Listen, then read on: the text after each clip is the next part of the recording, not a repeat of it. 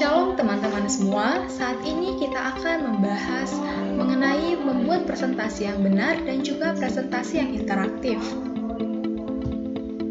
Nah, sebelum lanjut, mungkin teman-teman bertanya, mengapa hal ini penting? Mengapa sih kita perlu untuk mempelajari bagaimana membuat presentasi yang baik dan benar? Nah, jika teman-teman lihat, bukanlah hal baru bagi kita ketika melihat guru ataupun dosen kita menggunakan presentasi untuk menyampaikan pembelajaran yang ingin mereka sampaikan kepada kita. Dan juga dalam dunia pekerjaan, presentasi bukanlah hal yang baru atau bukanlah hal yang terlihat tidak mungkin. Oleh karena itu, sangatlah penting bagi kita untuk memahami bagaimana membuat presentasi yang baik dan juga presentasi yang benar. Nah, pada video kali ini kita akan membahas dua pokok utama, yaitu bagaimana membuat PowerPoint yang baik dan juga bagaimana membuat PowerPoint yang interaktif. Bagian pertama yang akan kita bahas adalah bagaimana membuat PowerPoint yang baik. Nah, sebelum lanjut, kita harus terlebih dahulu mengetahui apa sih definisi dari PowerPoint ini. Nah, presentasi PowerPoint merupakan presentasi yang terdiri dari slide-slide yang memungkinkan berisi teks, gambar, dan media lain seperti audio dan video. Pada presentasi juga dapat ditambahkan transisi dan animasi untuk meningkatkan daya tarik presentasi. Nah, selanjutnya kita akan membahas atau kita akan melihat 5 cara yang dapat kita gunakan untuk menciptakan sebuah presentasi yang benar. Yang pertama yaitu kata. Apa sih kata ini? Ada apa dengan kata ini? Jika teman-teman lihat pada bagian ini merupakan salah satu contoh atau salah satu bentuk presentasi yang sangat sering kita lihat, baik itu digunakan oleh dosen, oleh guru, ataupun oleh kita sendiri. Ini merupakan presentasi yang terlihat monoton dan juga dapat menciptakan kebosanan bagi para orang yang melihatnya, karena di sini sangat terdapat banyak kata dan juga kecil-kecil begitu. Nah, jika kita bandingkan dengan slide berikut ini, kedua hal ini memiliki topik yang sama, yaitu mengapa organisasi perlu belajar. Namun pada bagian ini, kata-katanya atau kalimat tersebut dikemas dengan lebih singkat dan juga lebih menarik. Oleh karena itu, dalam suatu presentasi, alangkah lebih baiknya ketika kita menggunakan kata yang lebih sedikit, namun terorganisir dan juga menarik, seperti yang berikut ini. Nah, kemudian yang kedua akan kita bahas yaitu warna.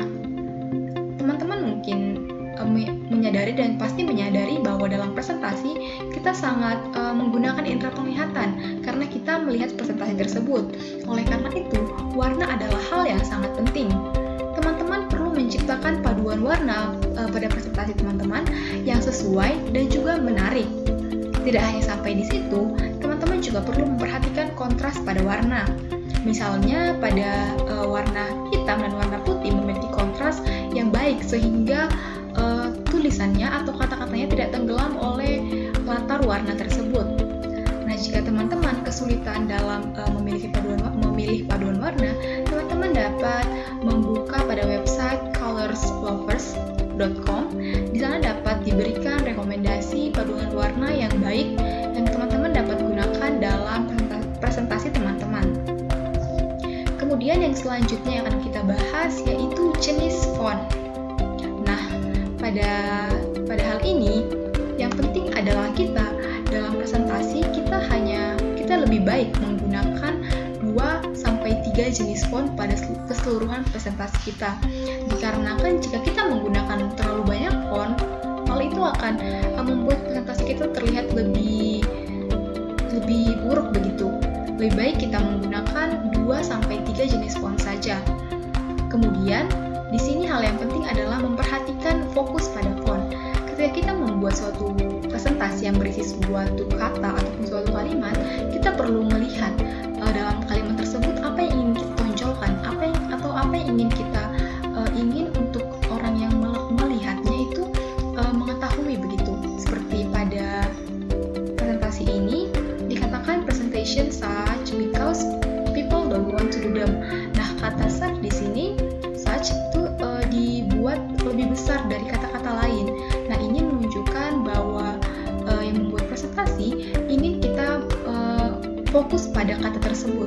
Sehingga dengan begini kita dapat lebih mudah dalam membuat penonton ataupun pembaca itu mengetahui hal yang ingin kita sampaikan pada presentasi tersebut. Nah, kemudian kita akan membahas pada pemilihan gambar. Dalam presentasi, gambar adalah hal yang penting karena dengan gambar kita dapat menyampaikan isi dengan lebih baik, karena tidak seluruhnya kata-kata dapat lebih dimengerti, tetapi dengan gambar saja kita dapat atau orang dapat langsung mengerti, oh ini maksud yang ingin kita tujukan begitu. Nah, dalam memilih gambar di sini ada 4 tips yang dapat kita pahami. Yang pertama yaitu dalam gambar jangan sampai terdapat watermark-nya, karena hal ini dapat merusak citra gambar ataupun dapat memperburuk gambar yang kita ingin tunjukkan kepada orang. Yang kedua yaitu lebih baik kita menggunakan gambar dalam format PNG. Kemudian yang ketiga yaitu kita lebih baik menggunakan resolusi gambar 1000 x 1000 px, karena dengan resolusi ini gambar tidak akan pecah dan akan terlihat lebih jernih dalam slide kita. Nah, dan yang terakhir, jika teman-teman juga ingin mengetahui atau ingin melihat rekomendasi dari gambar-gambar yang dapat digunakan dalam presentasi, teman-teman dapat membuka website berikut. Kemudian, yang terakhir yaitu inspirasi. Jika teman-teman kesulitan ataupun bingung ingin mendapat inspirasi dari mana, teman-teman dapat membuka website slideshare.com. Di sana teman-teman dapat melihat rekomendasi yang dapat teman-teman gunakan untuk membuat presentasi yang baik dan benar. Selain itu, teman-teman juga dapat membuka atau menonton video pada YouTube, karena di sana juga banyak video yang diberikan yang dapat kita gunakan untuk membuat presentasi yang baik dan benar. Nah, teman-teman, sekian untuk kita membahas pada presentasi yang benar.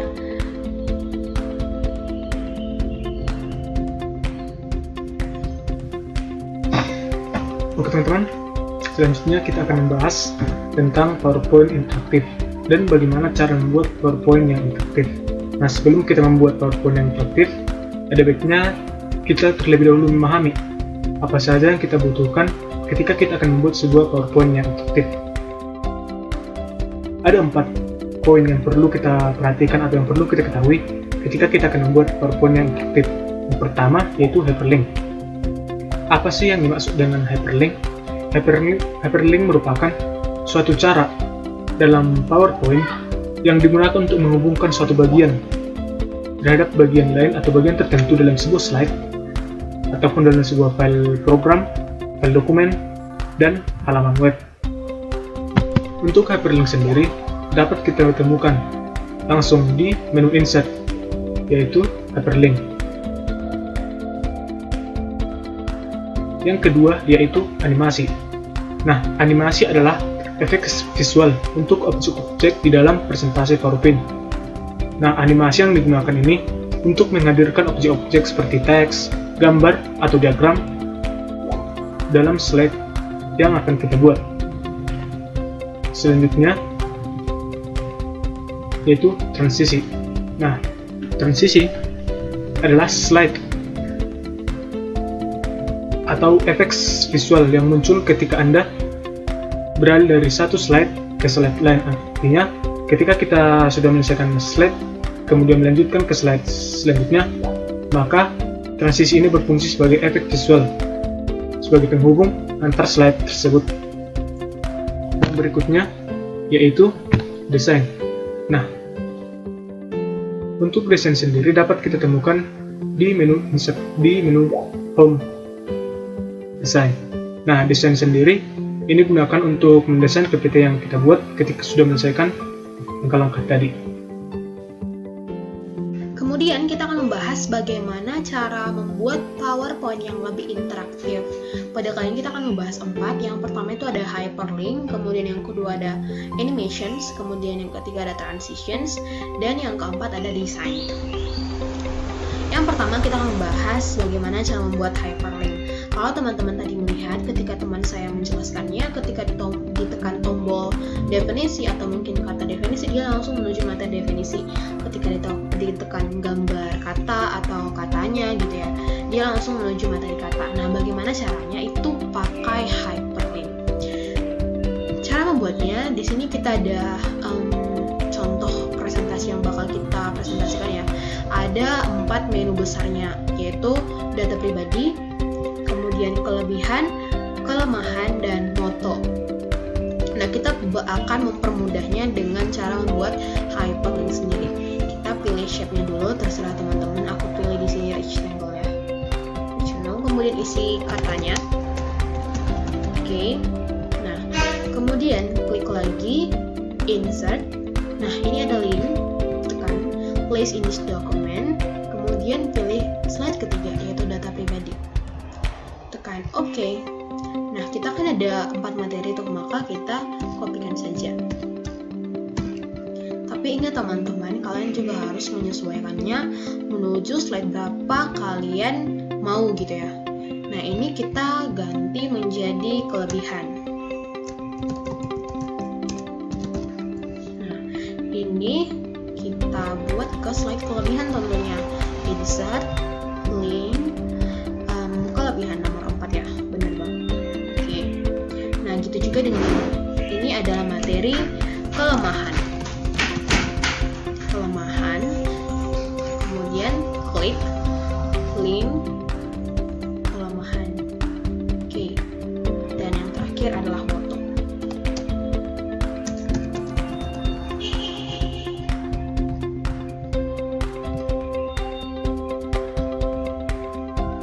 Oke.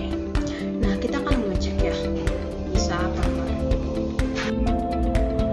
Nah, ketika kita tekan data pribadi, dia akan menuju data pribadi.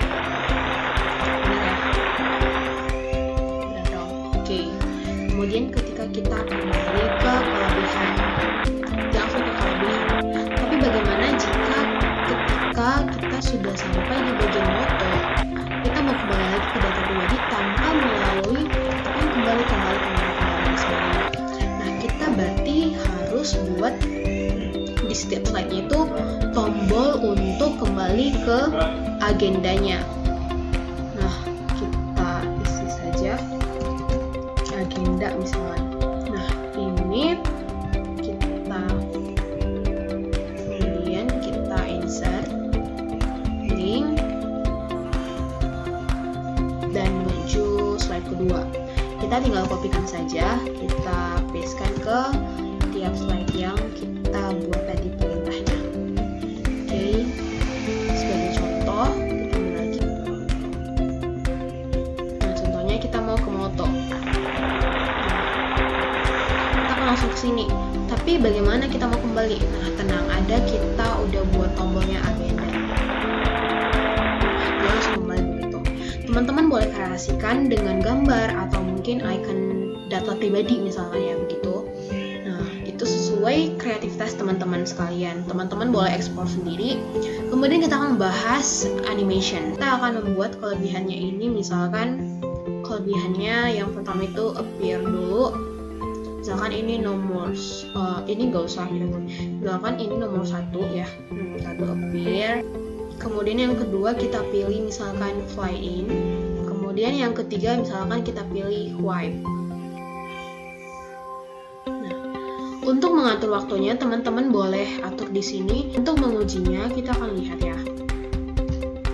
Nah, teman-teman, dia akan munculnya seperti ini karena kita udah buat animationnya, jadinya muncul secara bertahap. Itu begini, oke. Kemudian begini dan begini.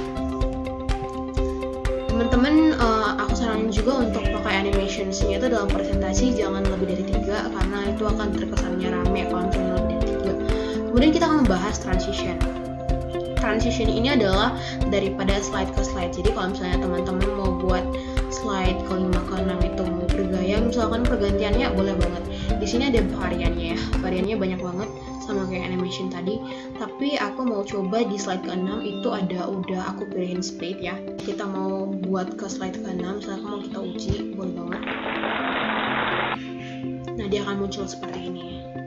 Sedangkan kalau dia slide sebelumnya, dia akan langsung muncul sekali semua tanpa ada bentukannya seperti itu ya. Lalu yang terakhir, kita akan lihat desainnya. Nah, desainnya ini ada beragam, teman-teman juga boleh sesuaikan sama selera. Contohnya mau seperti ini, mau seperti ini, gitu ya. Mau seperti ini. Ini juga teman-teman boleh atur mau yang 4:3 atau yang widescreen bisa juga. Baik, sekian yang bisa saya sampaikan kepada teman-teman. Semoga apa yang telah kami berikan kepada teman-teman boleh menjadi pelengkap pengetahuan teman-teman, boleh membawa dampak positif bagi pembelajaran maupun sekolah atau mungkin kuliah teman-teman. Sekian dari kami, Tuhan Yesus memberkati. Shalom.